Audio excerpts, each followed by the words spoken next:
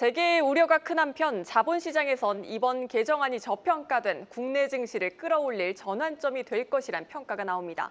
계속해서 증권부 김원규 기자와 자본시장 측면에서 이야기 나눠보겠습니다.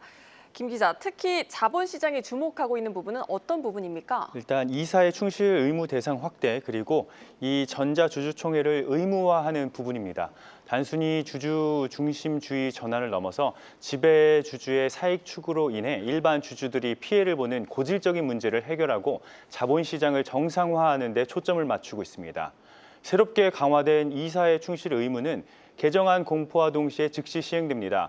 이에 따라 오늘 코스피는 외국인과 기관 투자자들이 동반 매수세를 보이며 연고점을 경신했습니다.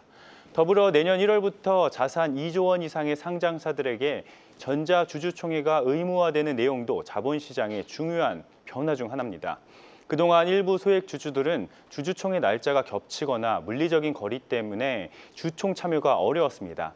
하지만 이들이 대거 의결권을 행사할 수 있게 됐다는 점을 시장이 주목하고 있습니다. 네, 주요 쟁점 중 하나였던 집중투표제 도입은 이번에 포함되지 않고 더 논의를 이어가기로 했습니다. 김 기자, 이 부분은 왜 이렇게 이견이 큰 겁니까? 우선 이 집중투표제가 뭔지를 좀 살펴봐야 될 것 같은데요. 이 주총 때 주주가 이사 후보 전원을 대상으로 보유 주식 한 주당 여러 장의 투표권을 행사할 수 있는 제도를 말합니다. 이는 소액 주주라도 표를 집중해서 이사를 선임할 수 있다는 특징이 있습니다.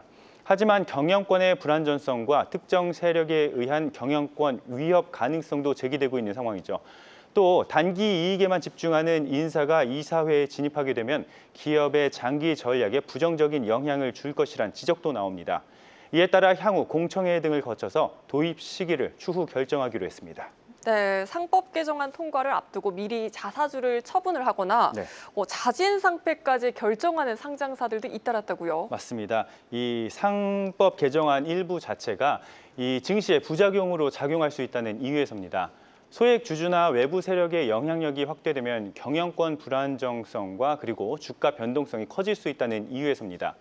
예컨대 단기 시세 차익을 노리는 일부 투자 세력이 이를 악용할 경우에는 기업의 중장기 전략에 부정적인 영향을 미치고 주가 급등락이 불가피할 수 있습니다. 정리하면 소액주주 권익이 강화되면 그 기대에 따라서 증시가 상승할 수는 있겠지만 그 효과가 단기에 그칠 수 있고 장기적인 기업 성장을 저해할 가능성이 적지 않다는 겁니다. 네, 증권가의 평가도 조금 들어보고 싶습니다. 일단 대체적으로 이번 상법 개정안 이 합의로 인해서 코리아 디스카운트 해소 기반이 마련됐다고 보고 있습니다. 올 초 코스피 PBR은 0.8배에서 0.9배 수준에서 시작해서 최근 소폭 상승했는데 현재 약 1.0배 수준입니다. 이는 일본과 중국, 대만 등 주요 아시아 국가에 비해 여전히 낮은 수준입니다. 국내 주요 증권사에서는 코리아 디스카운트 해소의 서막을 여는 큰 전환이라면서 외국인 자금 유입을 통해서 코스피 상승 모멘텀이 강화될 것으로 기대하고 있습니다. 실제로 이 상법 개정안 호재가 작용하면서 이날 외국인이 6,300억 원 순매수하면서 증시 상승에 힘을 보탰습니다. 네, 그렇다면 이제 궁금한 건 코스피가 어디까지 오르느냐입니다. 김 기자, 4천까지도 얘기가 나오던데 어떻습니까? 맞습니다. 이제 국내 주요 증권사들은 일제히 코스피의 12개월 목표치를 상향 조정하고 나섰습니다. 하나증권이 이제 4,000포인트, KB증권과 NH투자증권은 각각 3,000 후반대를 제시하면서 장밋빛 전망을 제시하고 있습니다.